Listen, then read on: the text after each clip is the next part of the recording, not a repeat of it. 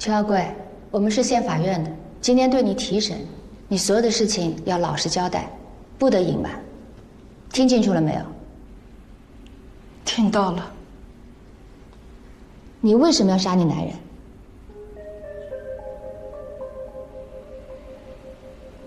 打得实在受不了了。没有别的原因吗？没了。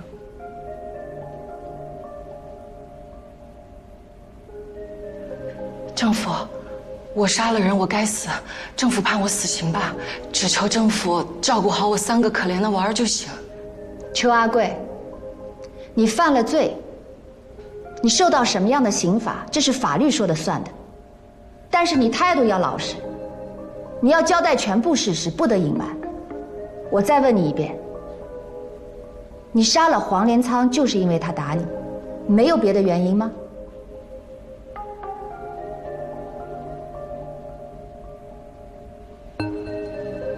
是，打得实在受不了了。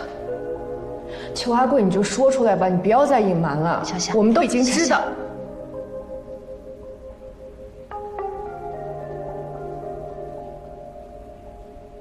要保护孩子，首先要保护好自己。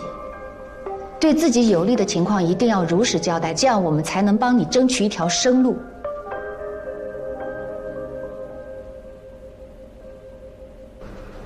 畜生，这俩人都是畜生。但是，这确实吗？应该确实吧。你不让他撒那么大谎，图啥呀？图啥？恶心她婆家呗。农村女人啊，搬弄是非、瞎编乱造很正常。王大律师，你话不能这么说。我们提醒过他，瞎说是负法律责任的。你想负责任？他敢出证言吗？孤儿寡母的住在婆家，敢说她男人跟黄连仓有关系？问过，不敢，对不对？他有顾虑正常吧？一个寡妇要编排她的死鬼丈夫，多半是因为恨他。他平时不也总挨揍吗？出气罢了。你要是真跟较起真来，你看着，比谁变得都快。这种事儿咱见多了。这我不同意，你这是主观臆断。是这样，王老师经验很丰富，这种情况的确存在，不过什么呀？不过，跟你有什么关系啊？别在那瞎搅和啊！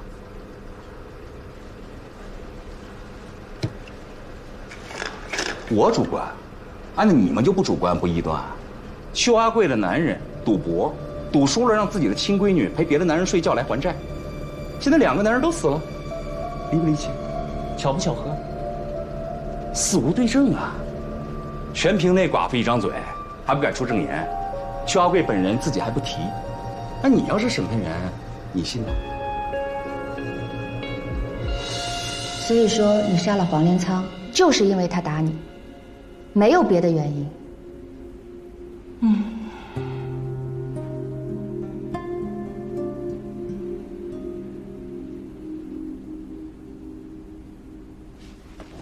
邱阿贵，你丈夫赌钱输了就拿你女儿抵债，把她送去给他的牌友冯大志强奸。你为了保护你的女儿不再被糟蹋，所以不得不杀了你丈夫，是不是？不是。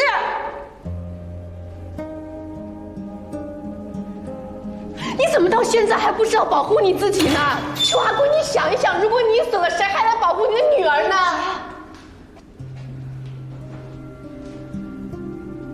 我再说一遍，没有你们说的事儿，你们谁都不许提，不然我做鬼都不会放过你们。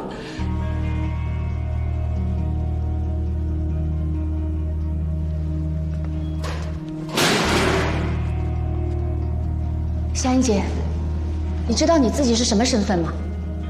我只知道这是事实，能救她一命的事实。但是作为一名审判员，你必须知道一件事情，只有被法律看见的事实才叫事实。如果一件事情没有办法证明，它就是没有发生。我还不是审判员，但你是法律人。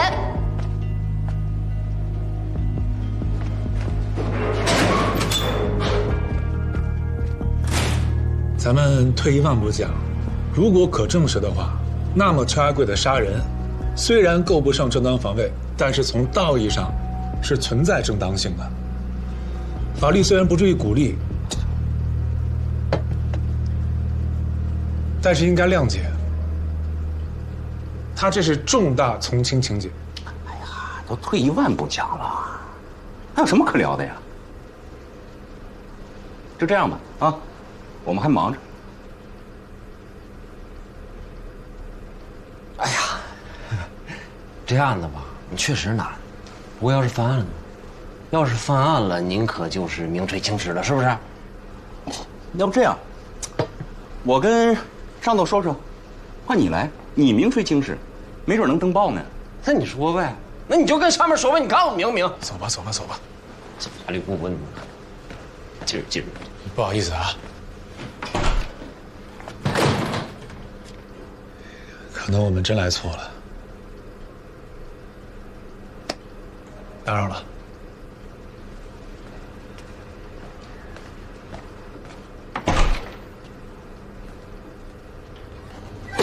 把风扇修了。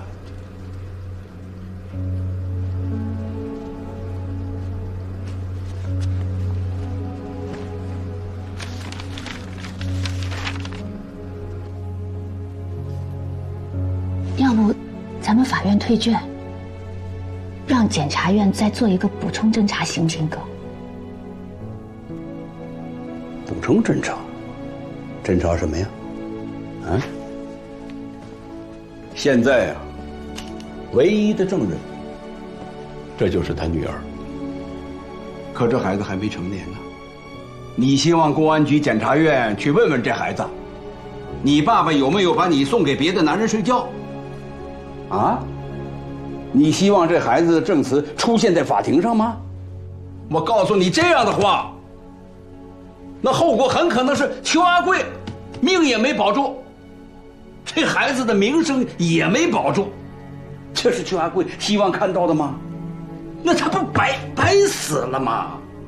可是哥，现在这个庭都没有开呢，我们就判他死刑了，你觉得这样对吗？行了，妹妹，这样啊，如果你真是觉得那个什么的话，咱们就换个人审吧。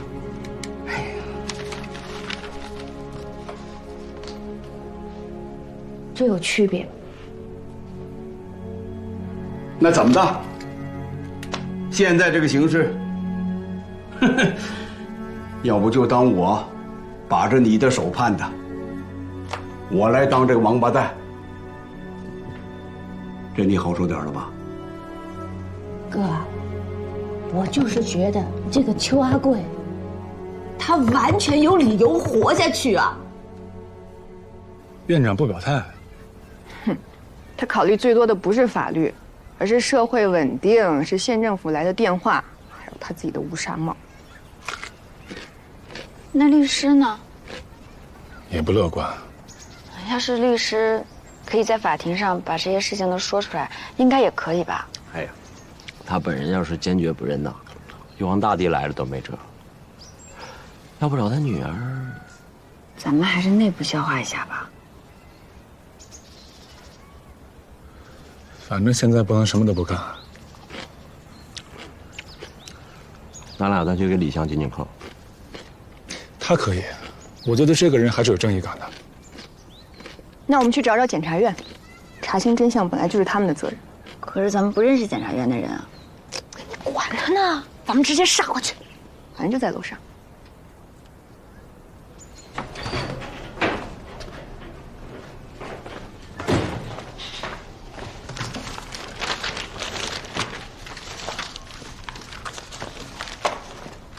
李湘啊，你怎么就不明白呢？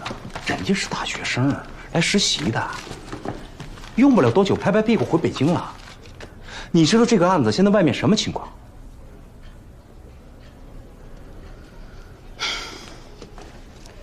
不管怎么说，咱们是他的律师，连他本人都不见一面就去开庭的话，咱对得起谁呀？能对得起自己就不错了。我警告你啊，别到最后两头不落好，里外不是人。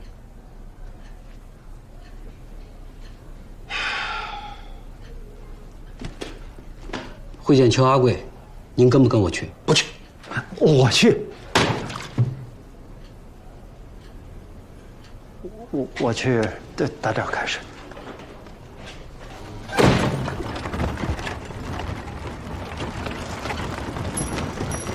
等了有一会儿了吧？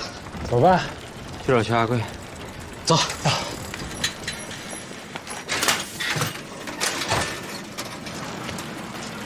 检察长，他们想让我们再调查一下事情的真相，他们是不是听你的？去吧。哎，然后，我们检察长让我们向你表示感谢。这件事情呢，我们会和法院再沟通一下。然后呢？然后啊，我刚才说过了呀，我们会和法院再沟通一下。不是，关检察长，你们刚才的对话我都听见了，你们放心，这件事情我们一定会核实清楚。关检察长，事关重大，我们才贸然来找您的。草草判决只会让一个想要保护孩子的母亲枉死，还有那几个可怜的孩子就会变成无父无母的孤儿，更会让真相彻底沉没。求您了，也请您给邱阿贵一个机会。如果这次给他的机会他还什么都不说怎么办呢？你们都是法律界的高材生，你们应该明白，任何基于情感倾向的同情心都是不具备证据能力的。谢谢关检察长。哎，稍等一下。你叫张丽慧？对。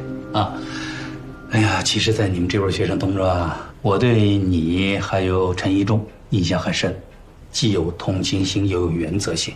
你看啊，现在我们的检察官队伍就缺少像你们这样，既能沉得住气，又能压得住场的年轻的检察官。快毕业了吧？啊，是。考虑考虑。好，谢谢您。谢谢。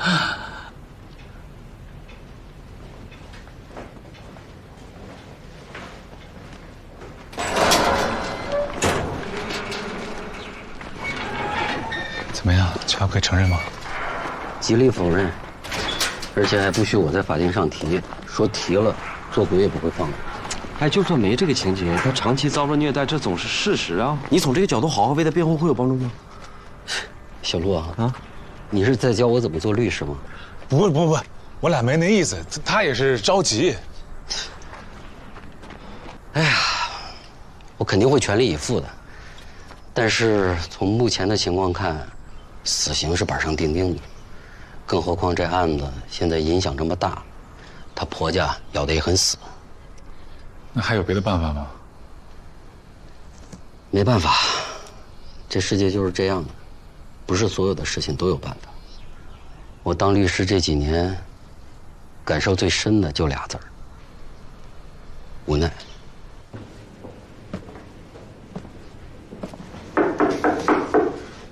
宣布一下啊，那个案子明天必须开庭。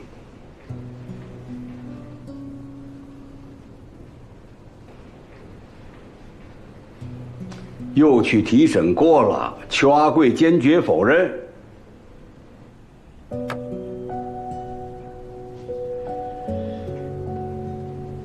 明天开庭，雷打不动。地址：县政府大礼堂。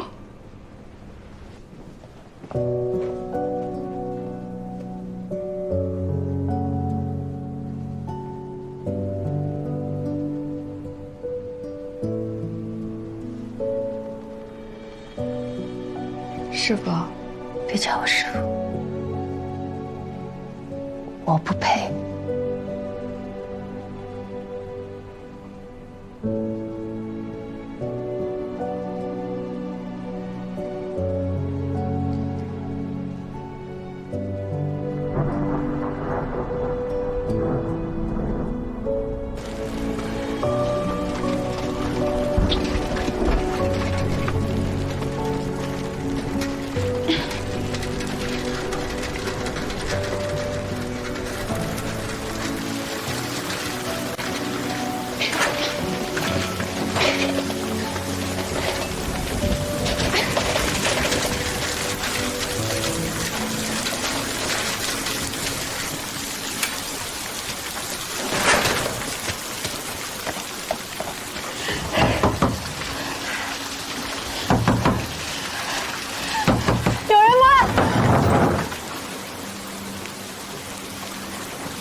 我是法院的。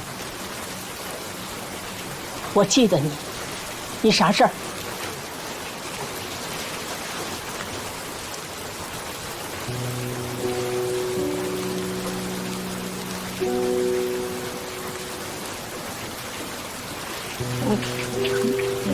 没啥事，我就是路过。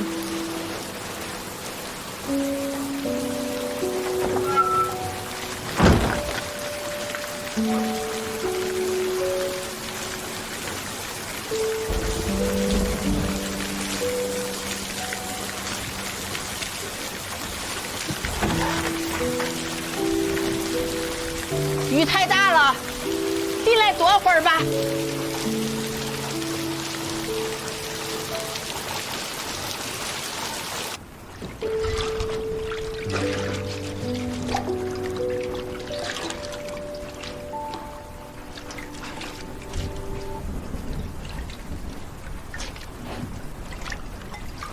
谢谢。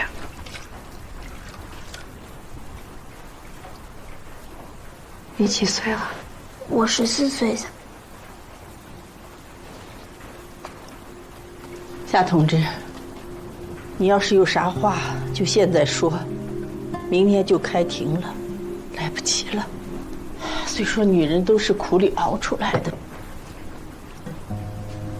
可这个我实在是太苦了。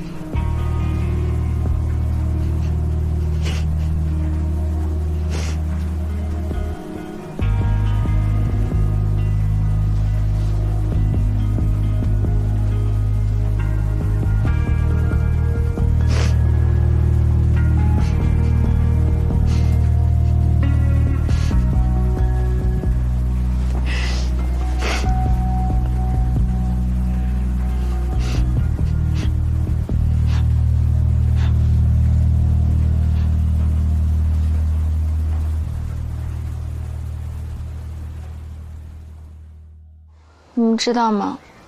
我有的时候特别想骂人，更想打人。能看出来，要不你骂我，然后你打我？哎，别了，这挺危险的。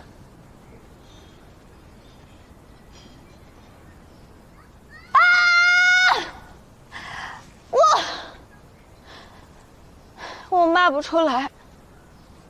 我帮你骂。你大爷！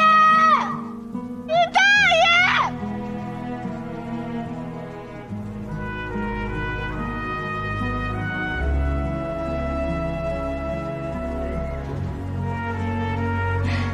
你大爷！你大爷！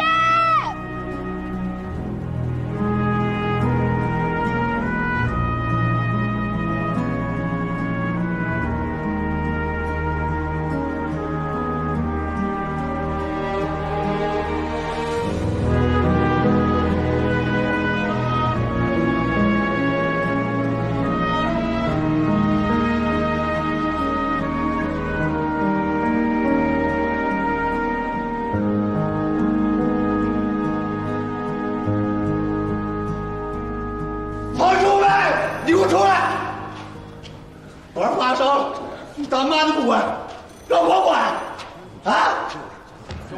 方世伟，给我出来！来了。啊？你怎么来了？你又喝酒了？你赶紧回去，我要马上要开庭呢！赶紧走呀！你干嘛？我发烧了。你干嘛？你干干什么来了？这是你给我闭上！放手！你还打人呢！你拽我，滚！啊！住手！没事吧？回去。小夏，小夏，你没事吧？住手！住手！喝什么酒？干什么？你要干什么？干什么？这是哪儿啊？丁院长，他喝。你闭嘴！知道这是哪儿吗？啊，这是哪儿？这是法院，国家的司法机关。你在这打我的人，打宝贵的大学生，反了天了你呀！院长，他喝酒了。你别说话。都是我老婆，我的人，在这都是我的人，国家的人。我毙了你，你信不信你？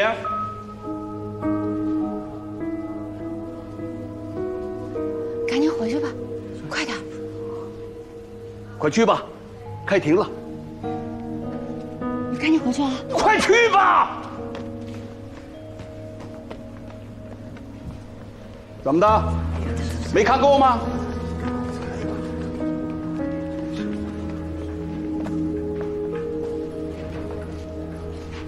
给我滚！滚得越远越好，知道吗？师傅，你没事吧？没事。小夏，你还好吧？嗯，不好意思啊，你别这么说。这里收拾。好。紧张吗？会慢慢习惯的。这个收起来。师傅，邱二贵的案子就只能这样了吗？今天县里的大礼堂腾给我们当法庭，知道是什么意思吗？抓紧吧。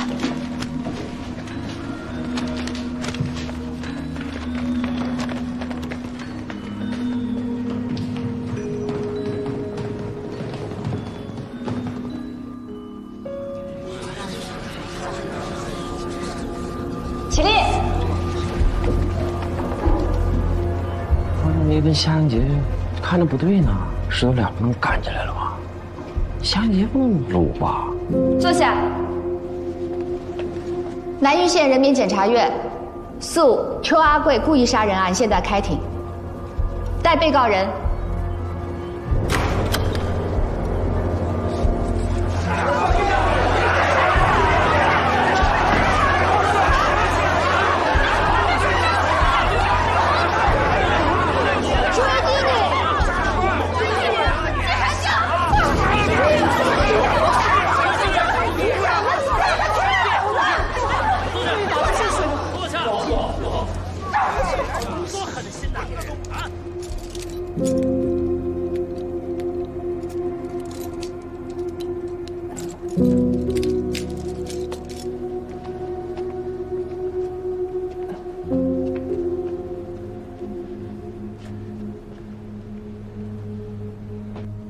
鉴于被告人过去一向遵纪守法、逆来顺受，本案系其初犯、偶犯，到案后认罪态度较好，如实交代了全部罪行。马上请出报告。这个欠杀的！干什么？不得好死！干什么？我不是个好东西！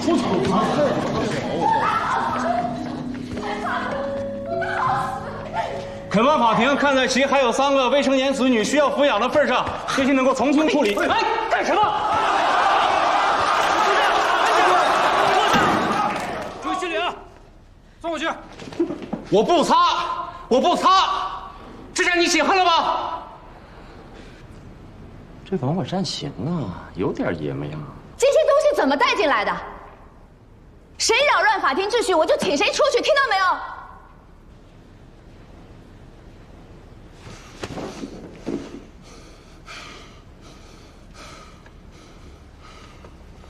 李湘，你看见了吧？哼，你醒醒吧，托尔斯泰。被告人，起诉书指控你杀害了你的丈夫黄连仓，你认罪吗？我认罪，我愿意给他偿命。只求有人照顾好我3个娃儿就行。呸！你还有脸提3个娃？常听席，没有经过我的允许，你不得发言。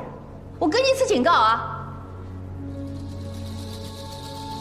邱阿贵，你和你的丈夫已经结婚10几年了，还有3个孩子，你怎么忍心杀害他？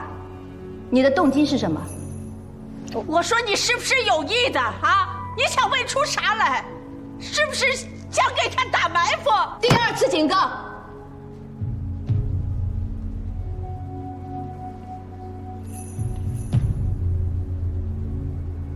邱阿贵，请回答。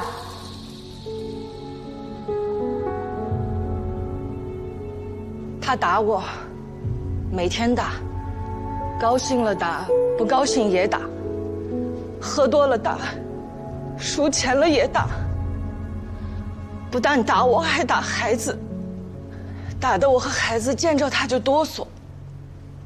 再这样下去，就被他打死了。你胡说！你胡说！你坐下！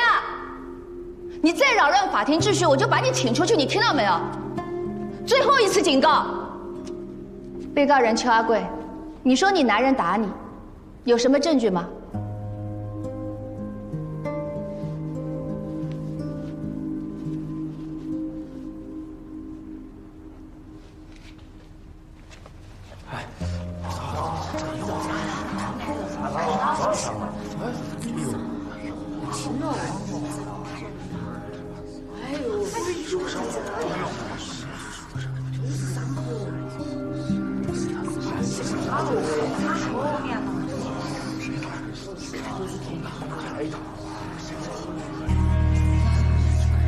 哪个男人不打老婆呀？啊，打老婆就该死啊！没天理了，没天理了！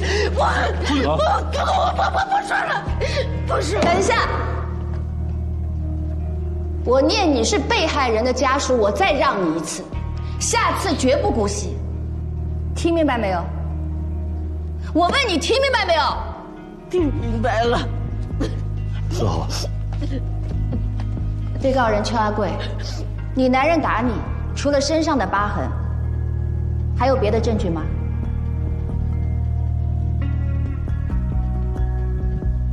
没了。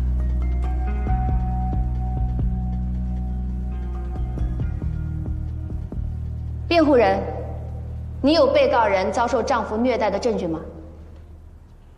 我们这里只有起诉书副本，不过公诉人的证据材料里面有。请出示证据。本案第8号证据为被告人的病历，病历证实被告人曾经因为被打伤3次入院治疗，其对医生口述说是遭到其丈夫的殴打。本案第9号证据为黄平镇妇联的证言，证明被告人曾2次因为被丈夫殴打到妇联求助，妇联也曾2次找其丈夫谈话。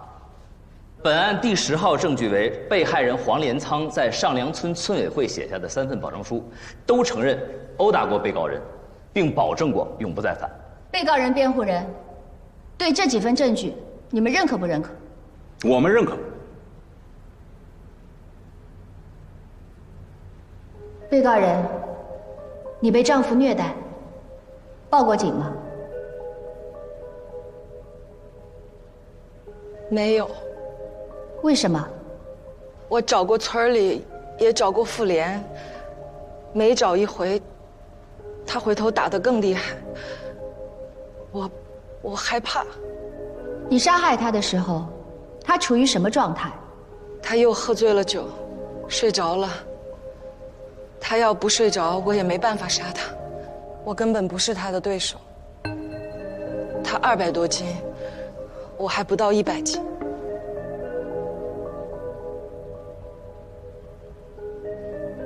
法庭调查到此结束。审判长，你要干什么？你爱白色帮吗你啊？我还有补充辩护。讲。邱阿贵杀人固然不对，但实属是事出有因。刚刚所有的证据都已经表明了，被告人遭受了被害人长期的残酷的虐待，他一定是被逼无奈才杀人的。你说多少钱啊？你不得好死！对，你不得好死！坐下，不得好死！坐下。这些事实法庭已经调查清楚了。辩护人，你有别的新的意见吗？别找不痛快，你外不是人。有，我有问题想要询问被告人。可以问。邱阿贵，这是你最后的机会了。为了你自己，还有你的3个孩子，请你如实的告诉法庭，你之所以突然起意杀人，真正的原因是什么？真正的原因？你问我真正的原因？对，真正的原因。我。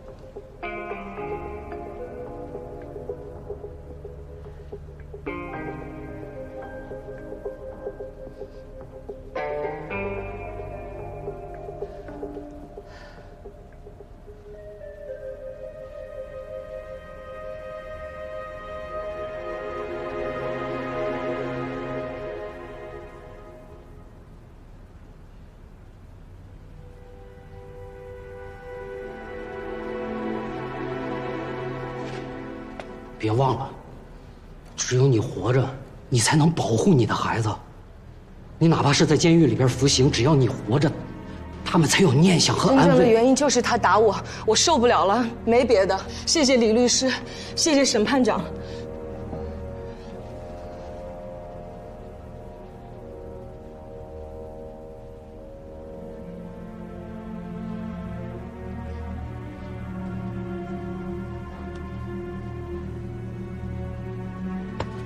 本案被告人不能正确处理家庭矛盾，故意非法剥夺他人生命，主观恶意极深。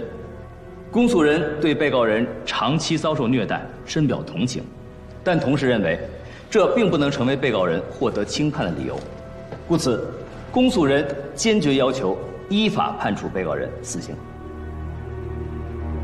辩护人，请发表最后的意见。辩护人没有新的意见。有。被告人杀人罪不可恕，但事出有因，被害人有极大的过错在先，我们认为这是可以酌情减轻我们被告人法律责任的情节。被告人邱阿贵，这是你最后发言的机会，你有什么话对法庭说吗？是我杀了人，我愿意给他偿命，只求我婆婆和我娘家妈看在我3个可怜的娃儿没爹没妈的份上，疼他们3个孩子。好在我的大闺女已经14岁了，还可以照顾好2个弟弟。我求你们，别让她早嫁人，让她把2个弟弟拉扯大。我谢谢你们的恩情，谢谢，求你们了。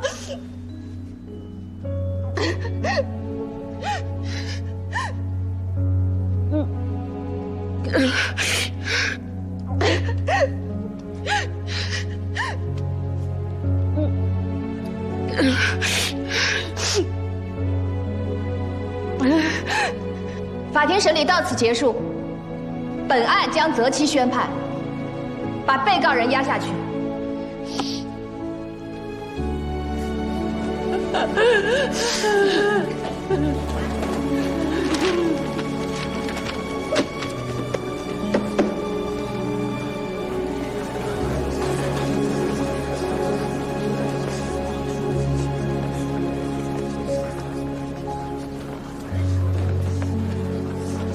娘娘，等一下，有些事情我们商量商量，行不行啊？我们没有任何理由包庇邱阿贵，相反，我们是为了你和家里面考虑。人死不能复生啊！如果邱阿贵判了死刑，那3个娃娃就真的是没爹没妈的孩子了。再说了，孩子们都大了，慢慢懂事了，他们看着你那么坚决的要求判他妈妈死刑啊，那大了以后怎么想你啊？你看这样好不好？我们呢去他们娘家，尽量的争取多赔偿一点。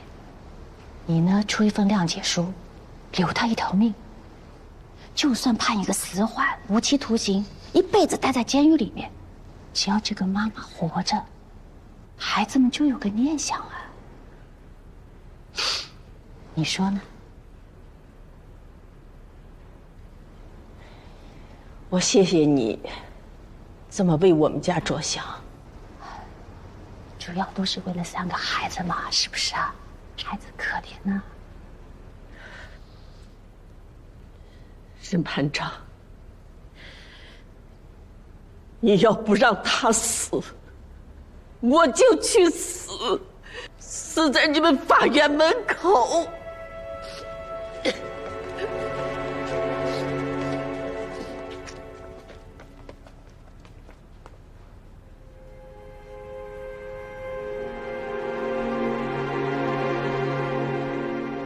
胡大妈、刘大爷，你们发表一下意见，这个案子该怎么判？小芳，你可是人民的审判长，这屁股不能坐歪了，替杀人犯说话呀。你想想，如果是你的儿子被媳妇砍死了，你能谅解他，让他活着吗？你能不报这个仇吗？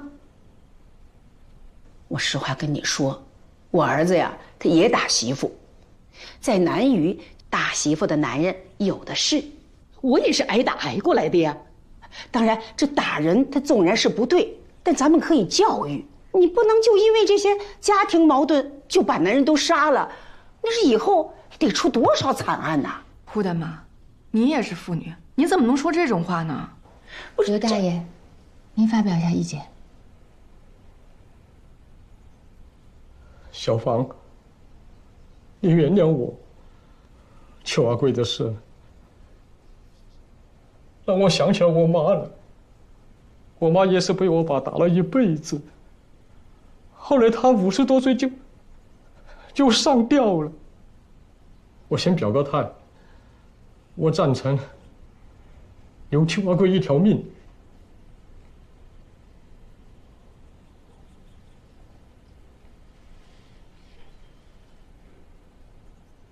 真没判死刑啊？差点儿。我抓来那个陪审员胡大妈，是看走眼。幸亏例会找那个刘大爷，还能说句人话，2比1，死缓。这事儿还得感谢建民，是他跟我说的，陪审员里的刘大爷是最善良的。谢谢建民。